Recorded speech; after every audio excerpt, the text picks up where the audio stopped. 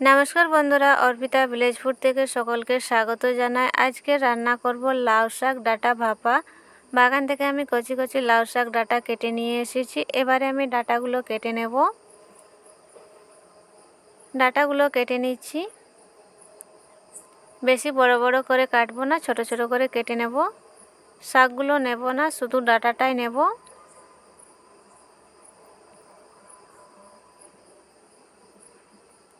এরকম করে কেটে নেব।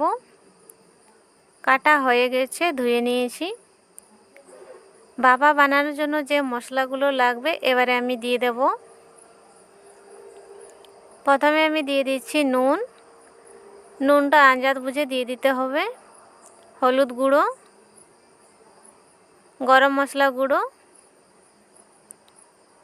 Kashmiri red chilli powder. এবারে দিয়ে দেব সর্ষে পোস্ত বাটা। সর্ষে পোস্তটা আমি একসঙ্গে বেটে নিয়েছি, দিয়ে দিচ্ছি।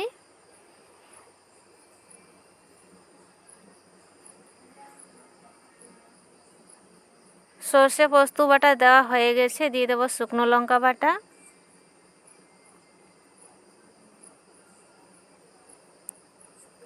সর্ষের তেল দিয়ে দেব।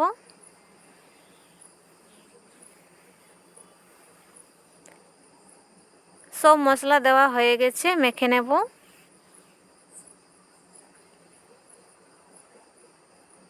ভালো করে ডাঁটাগুলো মশলার সঙ্গে মেখে নিচ্ছি। মাখা হয়ে গেছে, একটা টিফিন বক্সের মধ্যে ভরে নেব ভাপানোর জন্য। টিফিন বক্সে ভরে নিচ্ছি।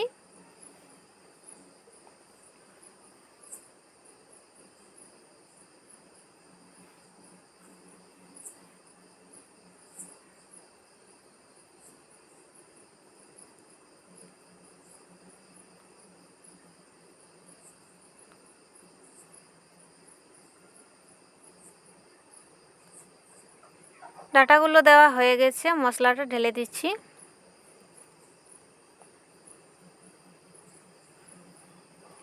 জল দিয়ে দিচ্ছি। একটা টমেটো নিয়েছি, টমেটোটা ছোট ছোট করে কেটে নিয়েছি, দিয়ে দিচ্ছি।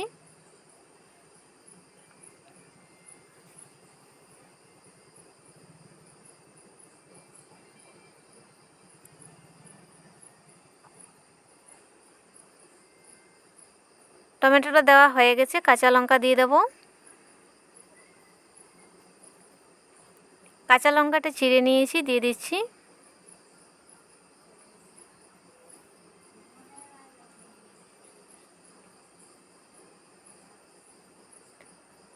লঙ্কাটা ভালো করে সাজিয়ে দিচ্ছি। উপর দিয়ে দিয়ে দেব সর্ষের তেল।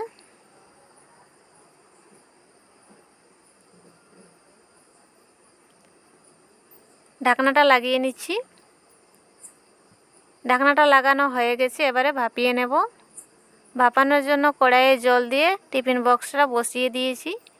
এবারে 15 মিনিটের মতো আমি ঢাকা দিয়ে ভাপিয়ে নিলেই হয়ে যাবে। ঢাকা দিয়ে দিচ্ছি।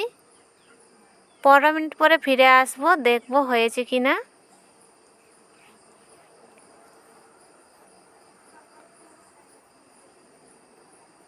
পনেরো মিনিট পরে ঢাকাটা সরিয়ে নিচ্ছি।